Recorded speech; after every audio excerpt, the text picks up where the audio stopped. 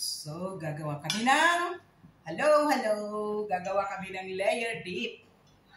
Ayan, unahin natin ang beans. Refried beans ito. Soya beans. Hindi, soya beans. Refried beans. So, yan.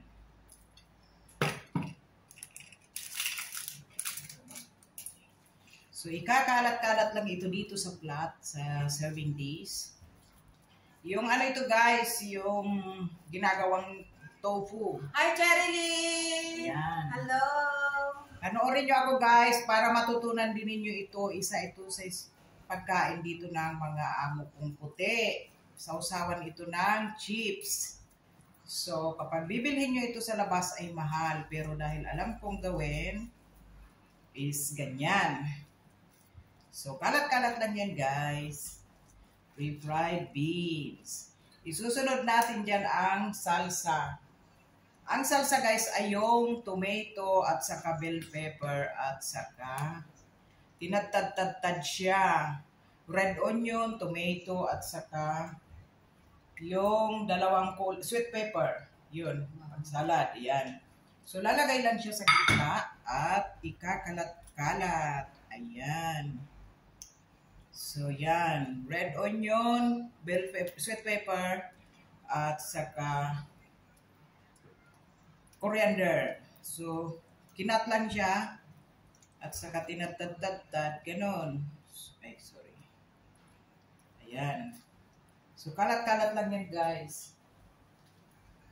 Tapos, isusunod natin ang guacamole. Ang guacamole ay avocado at nilagyan ng kunting asin. So, yan. So, yan. Ganyan siya. Pang 5-star restaurant. So, nakakain nyo ito sa mga hotel, sa mga anong kainan. Pero dito, ito ay ginagawa ko. Homemade.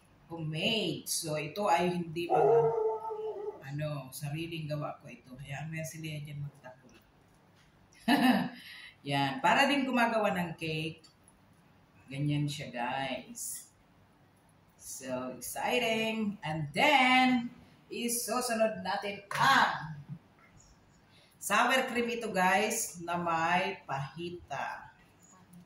Or taco powder. Yun. So, ibubuhos lang din siya. Kaya siya tinawag na layer kasi nililayer-layer. So, yan. Sour cream ito na may taco powder or pahita. Pag may taco powder, wag ng pahita. Kung may pahita, ay wag ng taco powder. Yun, isa lang. Para may kulay lang siya kunti. Pero kung talagang wala, pwede nyo siyang lagyan ng ng alternative na kung ano lang na magkulay. Ganon.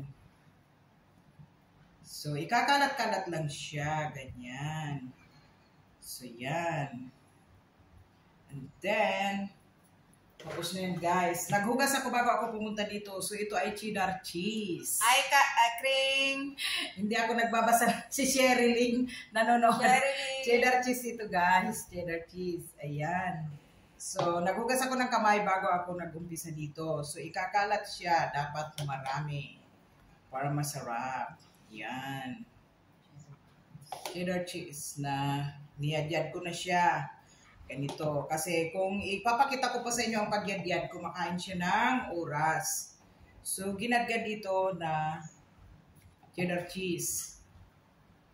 So, yan. So, ang sarap-sarap nito. Sausawan ito ng chips. At kapag may natira, ito ay snack na. Pwede nang snack siya. Kasi kompleto na siya. May gulay. May kung ano-ano. Ayan. So, yummy. Daming cheddar cheese. Ayan. Ang isusunod dyan ay mabilis lang. Lensai olives. Yan. Lensai olives ito, guys. Yan. Salamat sa panonood, Sherilyn. Ayan. Maraming benefits ang olives, guys. Panglinis ng loob natin ng sikmura. So, yung mga nasa Middle East, mura lang ito sa kanila kasi may mga tanim ang ano nito, ang mga amo sa bakuran nila. Pero dito sa Hong Kong, hindi ito halaman dito, kaya binibili ito. Halaman ng Middle East. Halaman ito ng Middle East. Sa Middle East, mura ito at nandyan lang sa paligid nila. Pero dito sa Hong Kong, hindi ito tutubo dito kasi sa mainit na lugar ito. Oh, cherry lin. Ang Yan. dami. So, ang sunod, ang last ay coriander. Coriander. Na-chop ko na ito guys, para mabilis na lang, di ba? So, pag naglalagay, dapat haharangan sa gilid para hindi makalat sa sahig. Yung ibang mga nagluluto, pag naggagawa sila ay makalat kasi hindi hinaharangan ng kamay. So, yan ang sikreto. Diba? O, hindi ako makalat sa aking ginagawa. Yan. So, yummy na yan guys. Ganyan. Yan ay pagsasawsawan. Yan. So, yan. Wow. Tapos na yan guys. Ganyan lang. Hindi yan naubos. Pwede rin ibig. Pag hindi siya naubos, pwede itong ano, parang pizza lang siya. Ganyan. So, ready! That's so fun. So, ready! Ready! Yummy yan. Ayan. Aralin nyo ito guys. Yung mga gustong magkaamo ng puti, isa ito sa pagkain nila ng mga Western. So, aralin nyo ito. Ayan. Mapapanood nyo ito sa YouTube channel ko at sa aking page or sa timeline dahil ulit-ulit ko itong ipinopost ata pag may time ako mag-video. So, dahil wala pa ang bisita, ay tatakpan ko muna siya.